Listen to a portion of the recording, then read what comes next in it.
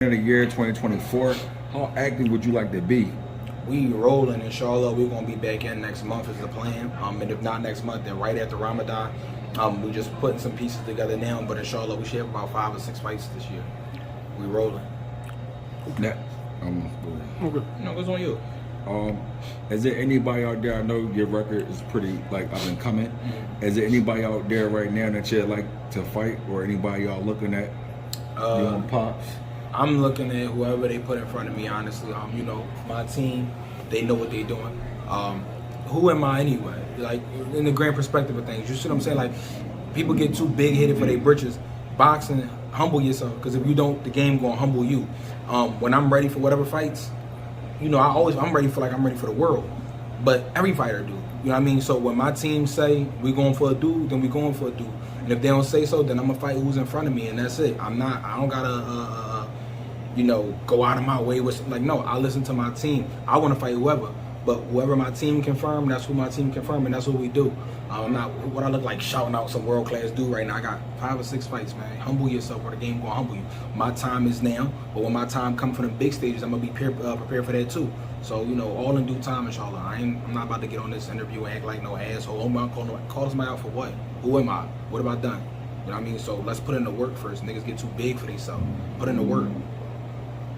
So, you being in the ring with former champion Julian J-Rock Williams, what type of pressure that put on you when you get out here and fight? It just allows me to see, like I said, this fight right here was the most comfortable I've ever been. It just allows me to, Julian is a student of the game, man. People can say whatever they want about Julian Williams. Talk their talk, but get in there with him. That man will hurt you. You know what he's doing. His punches are pitch perfect, accurate, and I'm gonna be real with you. In the city, he probably still in the city got the best 1-2, and damn near in the game, his 1-2 is vicious.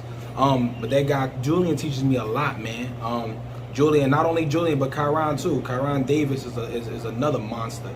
And he's taught me a whole lot too.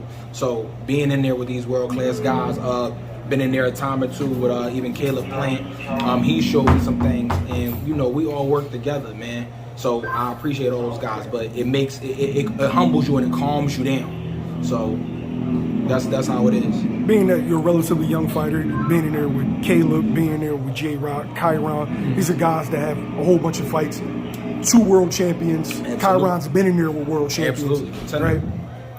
Tell me describe this, describe what you're learning from them, but also is there something that you learned about JYD in those sparring sessions? Absolutely.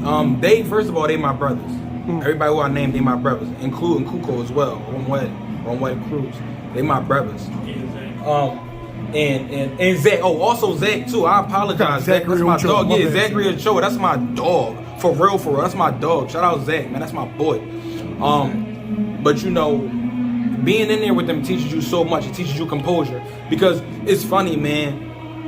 These experienced fighters, a lot of people don't understand. They do subtle things.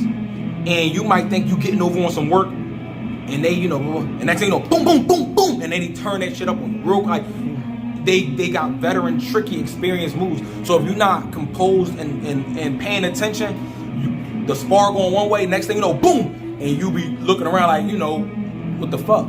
So it's just you gotta stay on your P's and Q's. Kyrone got a different style than J-Rock. J-Rock got a different style from Kuko. Then Zach. Everybody got different styles. So you gotta be on your P's and Q's. And the mental pressure, a lot of people don't understand. When we say boxing is 95% mental, 5% physical, that's the truth. Because the mental exhaustion will burn you the hell up. You got dudes cutting the ring off certain ways. You got dudes setting up traps certain way. It's a lot, man. Being in there with world-class fighters is for real, so when you get in there, anybody who out there who might hear it, when you get in there, you'll experience it when it's your time to get in there. But it's for real. These guys are for real. And they don't care about you being, outside the ring, we love each other. Inside the ring, we love each other. But when we fight and we sparring, who gives a fuck? I'm not here to be your friend in the ring. I'm here to get you better. So, that's how it is.